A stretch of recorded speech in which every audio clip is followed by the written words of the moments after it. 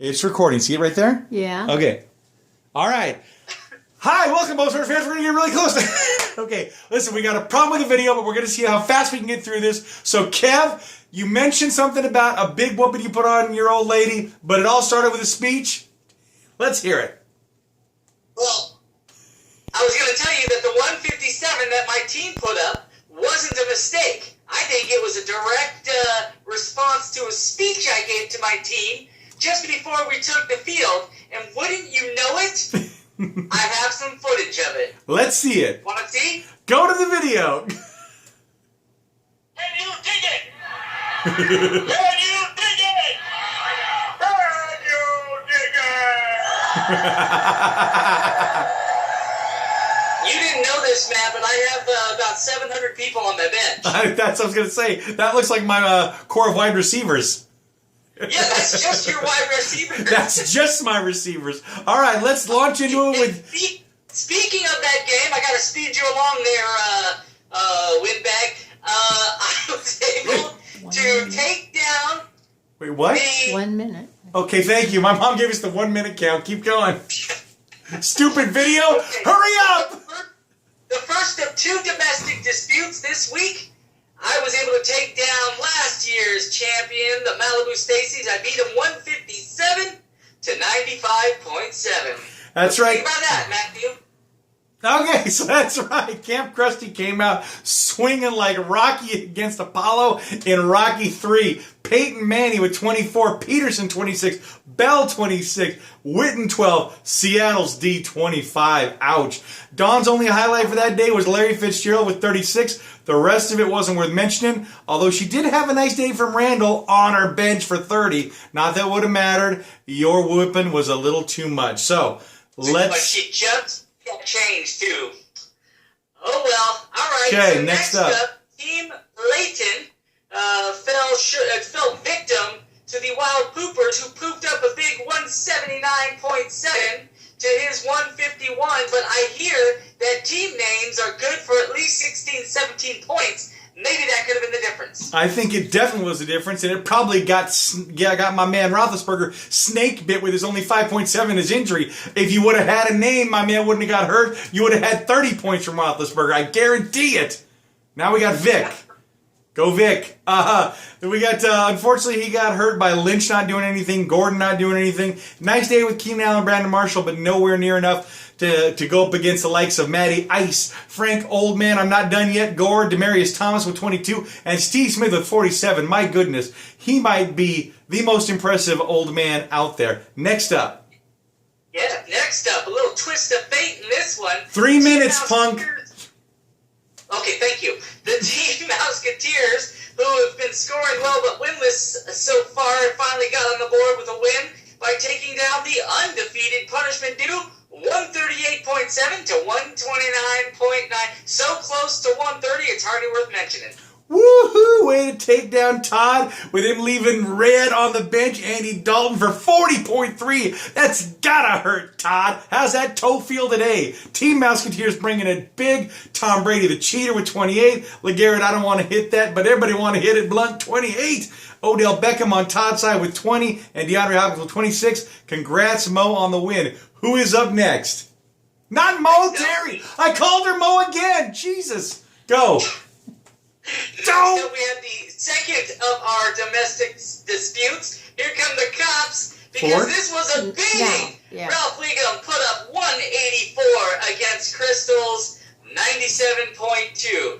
Almost doubled it. Well done, Jason. Slowly proving that the cream rises to the top, and his team is definitely creamy. His cream is all rising up. Randall Cobb with 35. Jeez Louise, Julio Jones with 42. Insane. It doesn't even matter if Tannehill's a suckhole with 19.8. McFadden does nothing with only 10. Martin was a waste. Doesn't matter. He still gets in with 184. Brandon Cooks with 14. Holy cow, Macklin, 30 points. Hershey had a defense with minus 4.9. Crystal, not your best day. Latavius Murray gets 23. Jay Jones. Oh, James Jones from Green Bay, 28. That is not your guy, but Cobb did it again, so don't worry. Good job, Jason. Sorry, Crystal. I'm sure that that mirror near the tub helped out. Next up. Next up, maybe my favorite team. 5 minutes. Hurry it up. The Jekyll and Hyde Smashers take down the Braille Bombers 153.5 to 83.3, moving him to 2-1, and unfortunately setting Mama back to 1-2 record so far. Unfortunately, Mama's team is looking a lot like Bishop Sankey's career right now, which is in the toilet. The Smashers came out big time with Blake Bortles for 22 in garbage time. That didn't help my man TJ Yeldon, but that's another story. Devontae Freeman had a day running all over that weak Cowboys defense, even with Sean Lee there, making him look silly with 44.3 against those crack boys. My mom's only bright spot was Andrew Luck finally showed up for 20 and Sanders with 15. Let's not talk anymore about it. Get moving. Come on, we got time is money, people. Okay, well, the monster score of the week belongs to my man right here. I give him grief, but I can't say much about a score of 201. I was just happy it wasn't 222 because we couldn't live with him. He took down Chalupa Batman with monster 201.3 to 87.5, making Maddie the other undefeated team of the league, and Chalupa not yet on the board. That's right. My man Cam with 35. Sproles with 23 coming strong.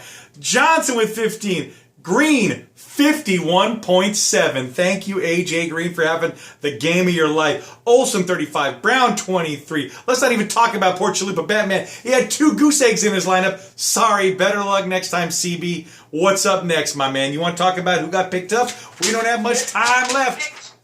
Let's hear it. All right. Some actual attacks were made this week, and lots of people, some winners, some losers. First, let's talk about the winners, because that's what Donald Trump likes. He likes a winner. The winner is the Jerk Store. The Eagles defense, 7 minutes. The Eagles defense for $17. Jerk Store got the Eagles. Who loses? Braille Bombers, $3. Punishment due, $1. Ouch.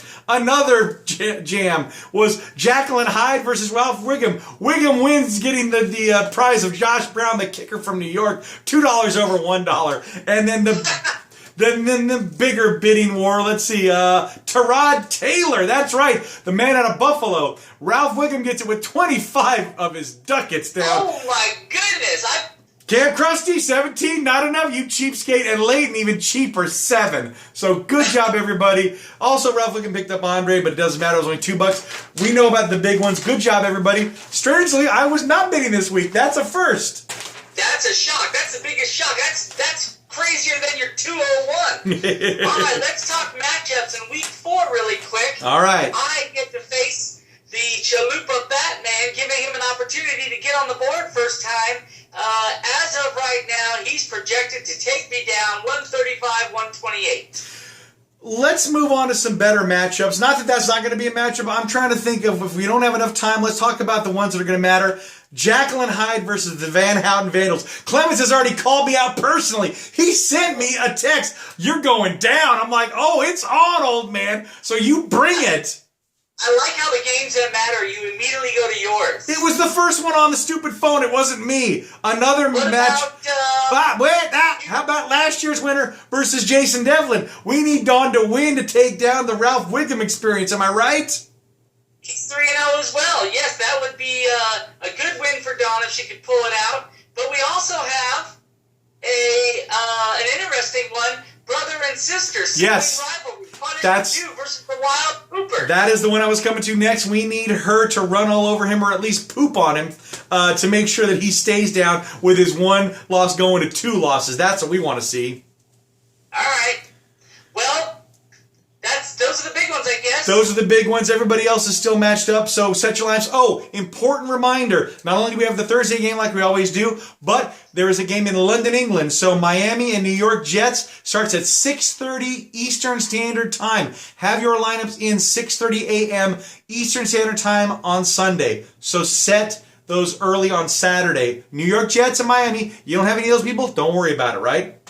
Right. All right. Oh, And That's right. And next week we will have the Kevin Clemens interview. We are working on that, and we're going to bring that to you next week. Don't laugh. And I screwed up last week on the video. I'll explain more of that in another video. I'll have like a mea culpa. I won't do Maddie in the chair, but I will do a confessional where I explain what happened. So, sorry about that. Well, it'll be interesting to see how this one turns out because it was recorded on a different camera. We're not sure how much time we have. Kev, take us out.